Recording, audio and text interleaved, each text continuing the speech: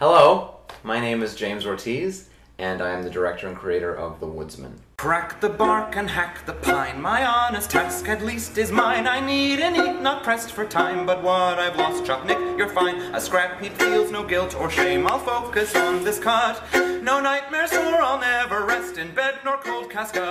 I wonder where she is. The Woodsman tells the tale of Nick Chopper, a mortal woodsman who falls in love with a slave girl, Nimmy, who is property of the Wicked Witch of the East. Did I mention this story takes place in Oz? In order to prevent their marriage, the witch puts a powerful curse on Nick's axe so that every time he swings it, it will fatally wound him, chopping off an arm or a leg. Determined not to be defeated, Nick replaces his lost parts with tin ones, and this cycle of violence and stubbornness continues until he is transformed into something literally heartless. Believing that love cannot exist without the organ responsible for it, Nick pushes his love away, only to rust alone in the forest.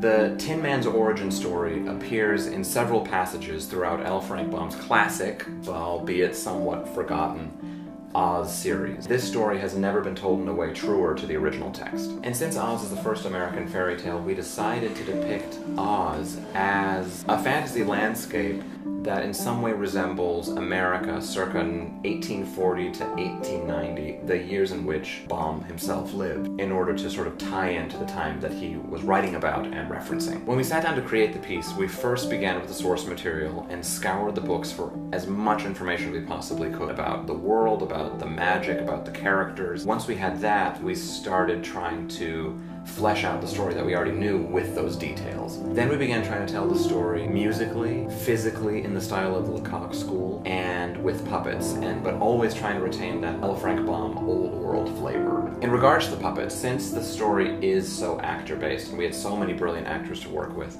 we wanted to be really particular about how we were using the medium of puppetry. So for instance, the lovers in the story are played by actors. However, the witch, in an attempt to highlight her inhumanity, is a bunraku puppet. This is also fantastic because we were actually able to do some really great supernatural stuff with her.